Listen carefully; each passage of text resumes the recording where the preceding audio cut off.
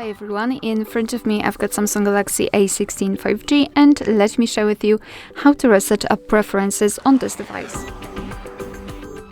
So let's start with opening the settings, and here we have to scroll to find the section connected with the apps, which is right here, apps. Let's tap on it.